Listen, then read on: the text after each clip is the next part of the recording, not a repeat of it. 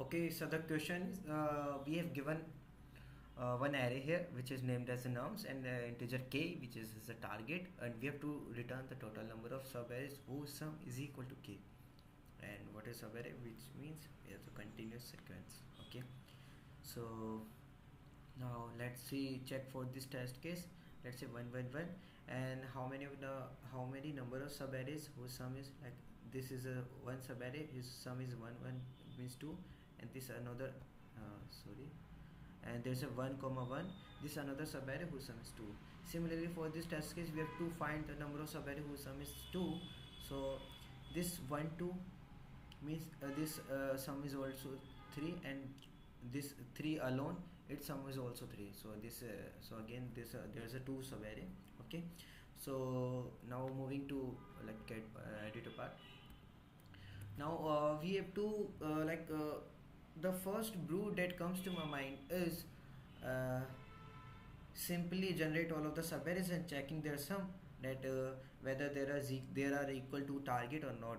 But for generating all of the subarrays it takes of n square, because we make our loop from I0 to n, then checking for the j is going from initialize from I plus 1 to n, and in checking for all of the subarray, and in generating all of the subarray we have to also emphasize on checking the sum whether it is equal or not, and if it is equal we simply increase our count, but it takes of n square for generating subarray, and also in checking all this it takes of n also in the worst case. But there's an issue there that due to constraint here it exceeds time limit here, so we should go for the optimal approach. So how we do it? uh, okay, so let's say we have an let's say we have an array. There's array that arr is equal to, or we can say fi is equal to, there's a 4 1 2, there's a 3. Okay, and now let's say this is a subarray, and we have to like checking whether how many of the subarray whose sum is equal to k. Let's say we should go for the find for the k equal to 4. So the return that how many of the subarrays. So how we check in? We see one thing, that what's the method we use in the brute force. Like what we basically do in the brute force, we generating all of the subarray. How we generating? We take we initialize our loop and then initialize our second loop from after starting from the first loop, and checking all of the subarray, but takes of n square there. Let's say in any kind of let's say of any size of the array, we have to find the subarray sum, any kind of subarray sum. So what we do, let's say we have to find the sum of this subarray. So instead of generating this subarray, we should go for the another method which is keeps like generating this subarray. We simply count this subarray. So uh, instead of what's the thing that we use in these type of methods, like when we have to count the subarray sum in any count of subarray, in any subarray, in mid subarray, let's say in mid subarray in the any of the array. So uh, if we use if we use keep if we kept adding of the element proceeding subsequently, and let's say, I mean to say, like we keep running sum, which means let's say we call it as a cumulative sum. So what's the advantage of it? Like let's say we initialize work from it, so here is our sum equal to 1. Now we go for this, so our sum is become 1 plus 2 means 3. Now we go for this, so sum is become 2 3 plus 3 means 6. Now for this sum is become 6 plus 4 means 10. Okay, so let's say we reach at any position, let's say we reach at any point I. So till here, like I have to write this. Let's say here till here our sum is become 6, means the all of the prefix sum, like all of the cumulative sum till this I is something like, let's say this is 6. So if we see thing like there's a cumulative sum till here, like cumulative sum till here is 6, and if we minus 4 from the hit, like 6 minus 4 is 2. So we see, if in the past, if I found 2 here, like I have my current subarray, I have my current sum here, like which is 6, and I have to seek for the uh, another sum which is of my current sum minus k. So what is for this question? So 6 minus 4 means 2. So I have to seek whether in my past can I see, or did I see a subarray whose sum is 2. So I see, like so for the storing purpose I simply use our map here, and if I see the 2 sum array in the past, means it is guaranteed that in the past is 2 and the current is sum. So it is guaranteed that in midway there's a guaranteed a sub array exists whose sum is equal to 4. let's say let's say we go for the another example here. Let's be thinking. um, okay, let's say if this is this array is like this. So there's a 2, there's a there's a 1 here. Okay, now till index number 2, we go for till index number 2 here. What's the cumulative sum here? We can rename it as a cum sum, and it is a 6. And now we checked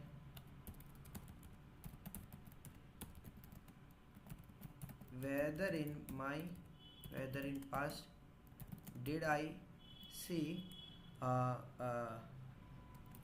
like this 6 minus 4 which is equal to 2.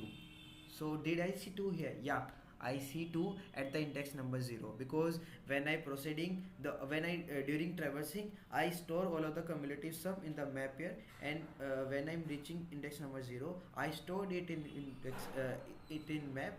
So I found this I found this 2 and check it in the map whether whether I did found it in my past. So yeah, if I found it in past, so what is it saying? It's saying me that in past you encountered some 2, and currently you have sum is equal to 6. It simply means there is a subarray whose sum is equal to 4 exist in between. So it means it like let's say I'm revising it again. Let's say we have an array something like so let's say if we if I'm talking about an index I number, if I'm reaching here and I'm at each step I simply add each of the elements, so that give me current sum, and I check in the map whether in my past if I did see the my current sum or I can say my cumulative sum minus k. If it exists till here, it means there should be or there must be a array whose sum is the required k that we go for, that we are required to for our question. So it so I think now see there, let's say up to here our sum is 2. Okay, and now where we don't have to bother about what is in between, and now let's say till here our sum becomes so 6. So it is guaranteed na, like in between the sub array of sum 4 it must be exist. So how we find it in single loop? So it is under time, so we should go for this, or I think this is the most optimal way. So first of all, for the storing purpose, we initialize our map here. So into map here, okay, and for the number of counts of that decides subarray we initialize our count equal to 0. Okay, now we run our loop I is equal to 0. I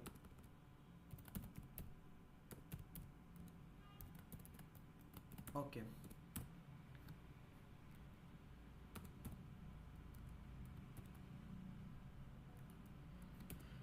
so int I is equal to 0 to I less than n.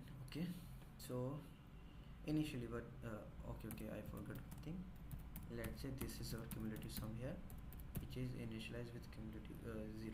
Now at each step I simply update this. So what is this v of I? Now we see if our map dot find, now we see in the past if my cumulative sum minus of k, is it exist in the is in my past? So if it is exist, so it's damn sure that there must be a subarray whose sum is equal to k exist in between. So we simply increment our answer with this map of cumulative sum minus k. Why this count plus equal to? Because let's say it gives my count is equal to 2. Like we in the past I find two subarrays whose sum is equal to cumulative sum minus k. So it is guaranteed that so like we simply count our plus equal to 2. Okay, and since this is for the checking condition, and what we do here, at each of the position we simply update it, and now we return over the count.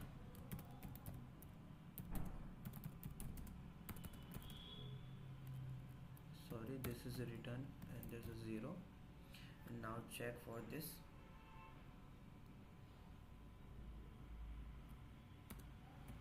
For wait a second, 2 there's 1, there's 3, there's a 4. Now check for this.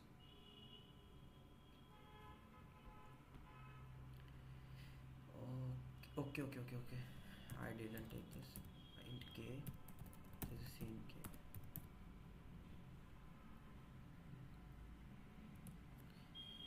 So we should go for the, let's say with k equal to 4. So output 2. Now check whether how many of the subarray whose count is 4. So one is this and one is this 4 alone. Okay, so this output is correct. Let's verify for the all of these test cases. This 1 1 1. Okay, so it size is 3. First of all, its size is 3.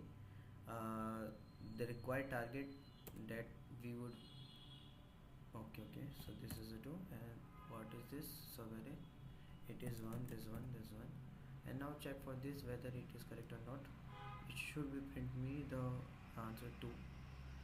Why is it showing me the, okay,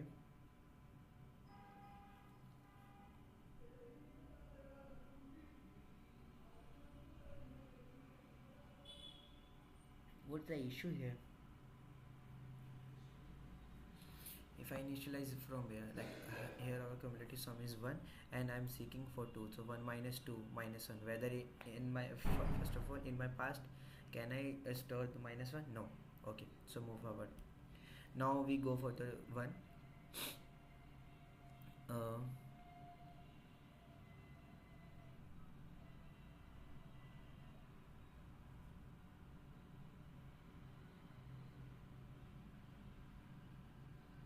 So yeah, after reaching this pointer, now our cumulative sum become 2, and now we see whether we see my 2 minus 2 0. Okay. So yeah, this is always this is also a great interesting point, interesting edge case here. When I'm reaching at the, like this is an important case, so I discuss it clearly. So this is one. This is, now you see one thing there. When I'm reaching at index number 0, so what is I'm trying to find in my past in map. So it is the 1 minus 2, which is equal to minus 1. So I'm talking about, can minus 1 is exist in past? No, it doesn't exist. Okay, sorry, skip it. Now our cumulative sum become 2. Okay, now I'm checking about the 2 minus 2, whether in my past, in the map is 0 exist in the past.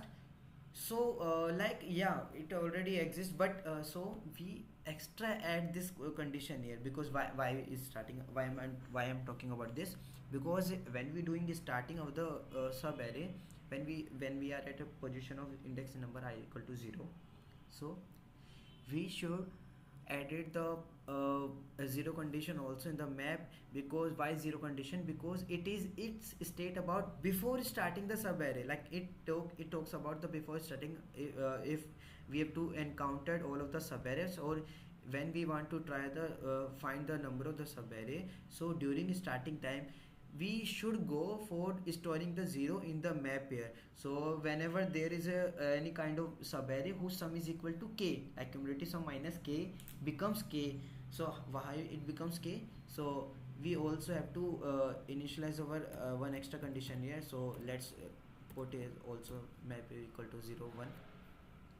Okay, so now if we are to try whether in my past 0 can be finded, yeah, so 0 can be finded. Okay, so now our count plus ek here. Okay, now we go for the now at index number 2, what's cumulative sum become? It become 3, and 3 minus 2, which is equal to 1.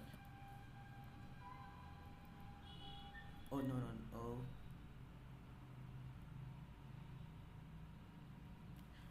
what first of all, what should, okay, now running this.